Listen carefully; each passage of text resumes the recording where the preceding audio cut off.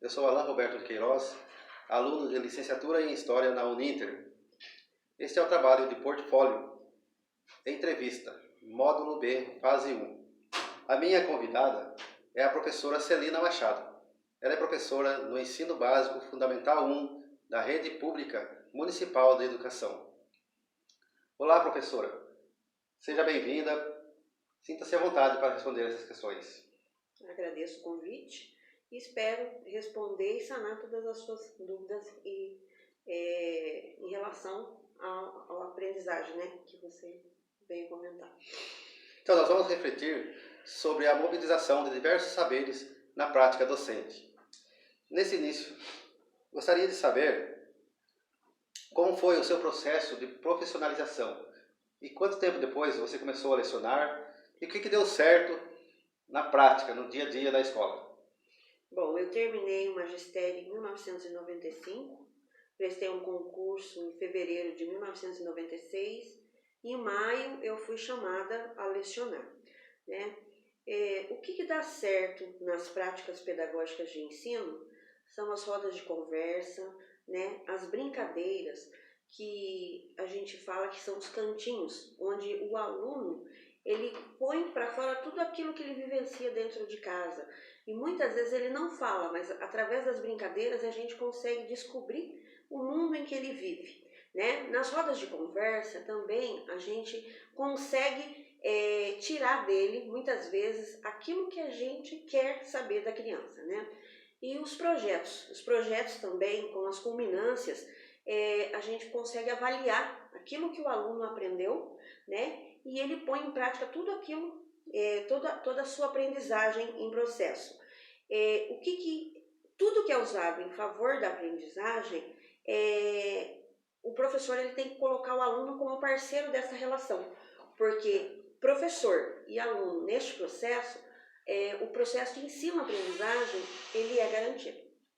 Tá joia. Na sua opinião, dentro da sala de aula, o que foi o seu maior desafio? Qual foi o seu maior desafio e a sua experiência e formação contribuíram para superar esse desafio? Eu acredito que dentro de uma sala de aula, o desafio maior do professor é lidar com as diferenças, porque nós não temos salas homogêneas, e sim heterogêneas, né? Então, o professor ele tem que respeitar a particularidade de cada indivíduo, fazendo com que ele se engaje nesse processo e nas atividades propostas. Através das experiências vividas também, já em outras salas de aula, a gente consegue sanar aquilo que a gente está desejando alcançar com aquele aluno. E os cursos de formação que são oferecidos pela escola semanalmente, também a gente discute as dificuldades que os alunos estão tendo, ou as dificuldades que a gente está encontrando com essas crianças, e a gente procura sanar todas essas dificuldades semanalmente. Tá. E agora,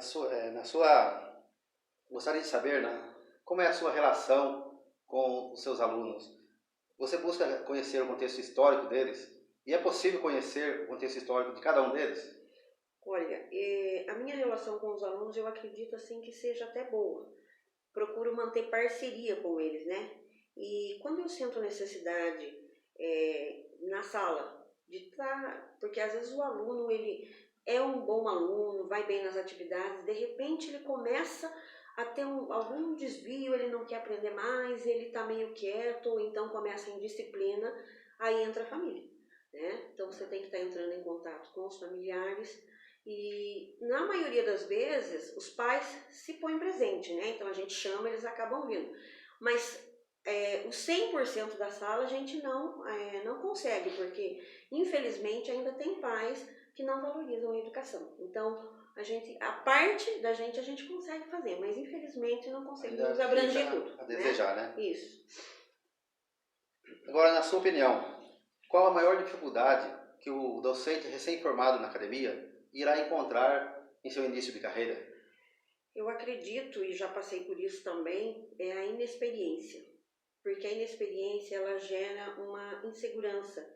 E essa insegurança ela acaba desenvolvendo conflitos e preocupações educacionais, né? O que faz o docente recém-formado sentir-se um fracasso né? É um fracasso profissional, tanto quanto assim, perante os alunos, quanto aos demais professores que já têm uma bagagem, uma boa experiência. Então, a inexperiência é um fator crucial, mas isso a gente vai adquirindo ao longo do tempo. Ainda mais hoje, né, com essa educação que os alunos estão mais com liberdade, isso, eles vão sofrer mais um pouco. críticos, né? E a gente tem que deixar eles opinarem, então às vezes o professor recém-formado, porque a teoria é uma coisa, e quando você entra dentro de uma sala de aula, a prática é totalmente diferente. Então há o confronto da teoria e prática, então aí vem a inexperiência também, que daí tudo vem a somar para que o professor fique meio se sentindo um fracasso. Mas na verdade não é um fracasso, é a falta de experiência. E com o tempo você vai conseguindo lidar com isso e vai se desenvolvendo melhor.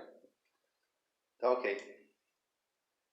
Agora, finalizando, na sua avaliação, quais os pontos positivos das novas teorias pedagógicas e essas novas abordagens teórico-metodológicas? Olha, eu acredito que todas elas, né, procuram explicar o processo de ensino-aprendizagem, procurando compreender o fenômeno educativo. Então, através de vários enfoques. Por exemplo, eu, como professora há 23 anos já, eu gosto um pouco do tradicionalismo, gosto do construtivismo. Tem horas que dá para você aplicar um método, horas não.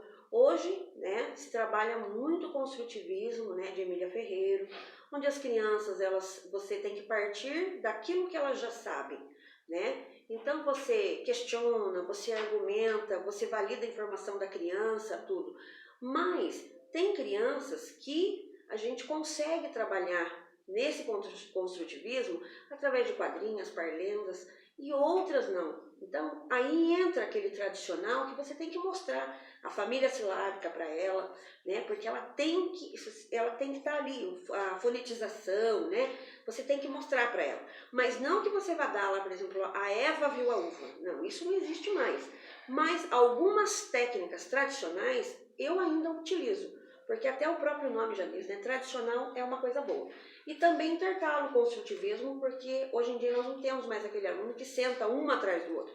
Geralmente você trabalha em grupo, você coloca aquele aluno que sabe com aquele que não sabe, né, próximos às intervenções, para você poder fazer as intervenções, validar as hipóteses que eles estão. Então eu acredito que todas elas são boas e necessárias, são eficazes. Ok, então encerro por aqui essa entrevista. Quero parabenizar a professora por sua experiência. Quero agradecer por disponibilizar essa entrevista. Muito obrigado. Até a próxima. Um grande abraço. Eu que agradeço.